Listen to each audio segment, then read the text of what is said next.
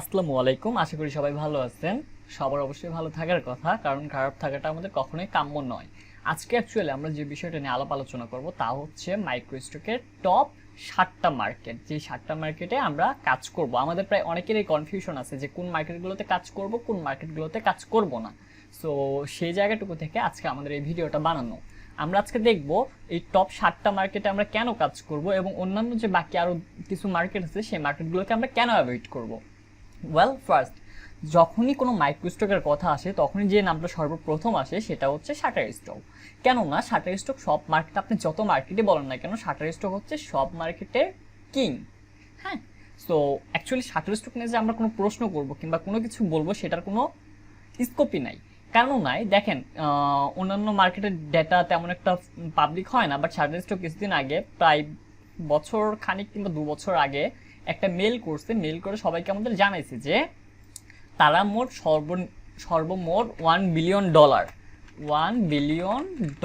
সর্বমোট এ পর্যন্ত কন্ট্রিবিউটরদের প্রদান করছে। হ্যাঁ, সো $1 বিলিয়ন যদি আমরা বাংলাতে কনভার্ট করি তাহলে সেটা আসে হচ্ছে প্রায় 8,500 কোটি, মানে 8,000 কোটি টাকার উপর।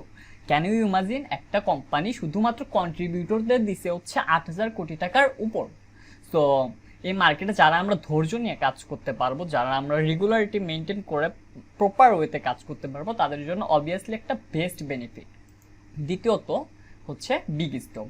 আচ্ছা, বিগ স্টকটার সাথে আমরা অনেকেই পরিচিত না, বলতে পারি একটা আন্ডার রেটেড মার্কেট, বাট এই মার্কেটের সেল অনেক হাই।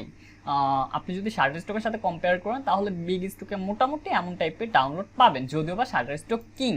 আর সবচেয়ে মজার একটা বিষয় হচ্ছে এই বিগ স্টকটা হচ্ছে শাটারস্টকের একটা কোম্পানি, মানে শাটারস্টকের সাব কোম্পানি হিসেবে বিগ স্টককে ধরা হয়, কিংবা বিগ স্টককে শাটারস্টক কিনে নিছে।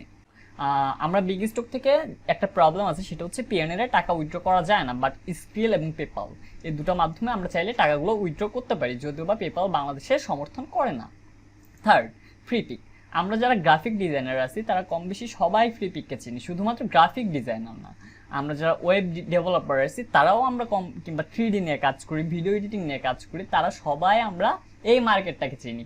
অ্যাকচুয়ালি বলা হয় যে এই মার্কেটটা হচ্ছে ডিজাইনারদের জন্য। ডিজাইনার, ডেভেলপার মানে যারা টেক টাইপের কোম্পানির সাথে ইনক্লুডেড।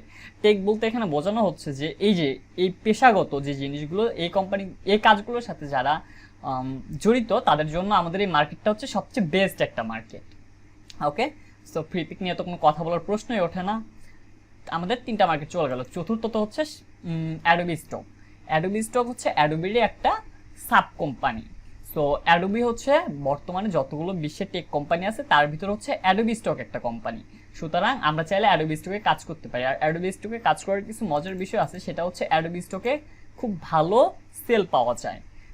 সেল তো পাওয়াই যায়, আমরা তো খুব ভালো একটা সেল জেনারেট করতেই পারবো। একই মুহূর্তে আমরা চাইলে ঠিক সেম মুহূর্তে অ্যাডোবিস্টকের যে পেমেন্ট সিস্টেম সেটা হচ্ছে অনেক হাই। সুতরাং আমরা বলতে পারি কম ডাউনলোডে অনেক বেশি টাকা পাবো হচ্ছে আমরা অ্যাডোবিস্টক থেকে। চতুর্থত যেটা আসে, পঞ্চমত যেটা আসে সেটা হচ্ছে ক্রিয়েটিভ ফেব্রিকা। ওয়েল, আমরা সবাই কম বেশি ক্রিয়েটিভ ফেব্রিকাকে চিনি, কিন্তু ক্রিয়েটিভ ফেব্রিকার একটা প্রবলেম হচ্ছে, সেই প্রবলেমটা হচ্ছে যে আমরা যখন ক্রিয়েটিভ ফেব্রিকাতে কাজ করব তখন চেষ্টা করব প্রিন্ট টেমপ্লেটগুলো বেশি সেল হয় দেন ওয়েব টেমপ্লেট বলতে বোঝানো হচ্ছে সোশ্যাল মিডিয়া, তারপর হচ্ছে আরও যে বাকি যে জিনিসগুলো আছে ওগুলো, সোশ্যাল মিডিয়া এবং ব্যানার। সো আমরা যখন কাজ করব ক্রিয়েটিভ ফেব্রিকাতে টি শার্ট এই টাইপের ডিজাইনগুলো বেশি দিব, তাহলে হবে কি আমরা ক্রিয়েটিভ ফেব্রিকা থেকে খুব ভালো একটা সেল জেনারেট করতে পারবো। এখানে একটা জিনিস, একটা কনফিউশন, সেটা হচ্ছে আমরা বাংলাদেশিরা কেন যেন এই মার্কেটটাকে তেমন একটা চিনি না। বলা হয় ডিজাইন বান্ডেল মার্কেটটা বেশ পপুলার। ইভেন এই ক্রিয়েটিভ ফেব্রিকার চেয়েও ডিজাইন বান্ডেল মার্কেটটা আরও অনেক বেশি জনপ্রিয়। সো আমরা যদি ক্রিয়েটিভ ফেব্রিকাতে কাজ করে থাকি আমরা অবভিয়াসলি চেষ্টা করবো ডিজাইন বান্ডেলে কাজ করার জন্য, কেননা ডিজাইন বান্ডেল, ক্রিয়েটিভ ফেব্রিকা দুইটা প্রায় একই টাইপের মার্কেট। ইভেন আমরা বলতেই পারি যে ক্রিয়েটিভ ফেব্রিকার চেয়ে ডিজাইন বান্ডেলে বেশি প্রফিট করা পসিবল। ওয়েল, লাস্টে 7ম নাম্বার যে মার্কেটটা আমরা রাখছি সেটা হচ্ছে টেমপ্লেট মনস্টার। আমরা চেষ্টা করবো টেমপ্লেট মনস্টারে কাজ করার জন্য, যদিও বা টেমপ্লেট মনস্টারের সেল একটু কম, তবুও আমরা একটা জিনিস যদি খেয়াল করি, টেমপ্লেট মনস্টার আরেকটা সাইট আছে, এটাকে বলা হয় হচ্ছে মনস্টার 1, সম্ভবত মনস্টার 1 কিংবা 1 মনস্টার, আচ্ছা মনস্টার 1। হ্যাঁ, আমরা যখন এটা হচ্ছে অনেকটা সাবস্ক্রিপশন মডেল টাইপের, তো আমরা যখন এখানে টেমপ্লেট মনস্টারের কোনো ফাইল আপলোড দিব, তখন যদি এই ফাইলটা আপলোড করার সময় যদি সিস্টেমেটিক ওয়েতে আমরা মনস্টার 1-এও সেল করা শুরু করি, তাহলে হবে কি টেমপ্লেট মনস্টার থেকে অনেক ভালো একটা সেল জেনারেট করতে পারবো, অ্যান্ড দ্যাট ইজ পসিবল। এবার আসি আমরা কিছু কিছু মার্কেট অ্যাভয়েড করব। তার ভিতর অন্যতম একটা মার্কেট হচ্ছে পিক বেস্ট। আমরা পিক বেস্টের নাম অনেকেই চিনি। তারপর হচ্ছে আপনার লাভ পিক। এই টাইপের মার্কেটগুলো আমরা সবসময় চেষ্টা করবো অ্যাভয়েড করার জন্য। কেন আমরা এই টাইপের মার্কেটগুলো অ্যাভয়েড করব? কারণ ভ্যালু ফর মানি কিংবা value for time, value with time, এই কথাগুলোর সাথে এই মার্কেটটা তেমন একটা যায় না। আমরা এই মার্কেটে ফাইল রেডি করে আপলোড করে দিতে যত টাইম লাগবে এর চেয়ে বেটার হবে আমরা যদি ওই টাইম নিয়ে এই 7টা মার্কেটে যদি আমরা কাজ করি, তাহলে আমরা বেটার একটা বেনিফিট পাবো। সুতরাং আরও যে মার্কেটগুলো আসতেছে আমরা নতুন পাচ্ছি আর আমরা মার্কেটে ঢুকে যাচ্ছি, এটা অ্যাকচুয়ালি করা ঠিক না। আমরা যখন কোনো কিছু করব তখন একটু বুদ্ধিমানের মতো বিবেচনা করে কাজ করব, আর আমাদের যখন কাজ করব তখন প্রায় সবগুলো মার্কেটে কাজ করার তেমন একটা প্রয়োজন হয় না।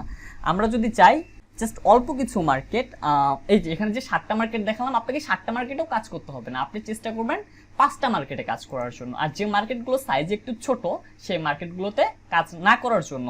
এতে হয় কি সময় বেশি নষ্ট হয়ে যায় কিন্তু তেমন একটা আউটপুট আসে না। সো আজকের মতো এতটুকুই, ধন্যবাদ। সবাই সাবস্ক্রাইব করবেন। আমি চেষ্টা করবো রেগুলার ভিডিও আপলোড করার জন্য এবং রেগুলার আপনাদের আপডেট জানানোর জন্য। Thank you.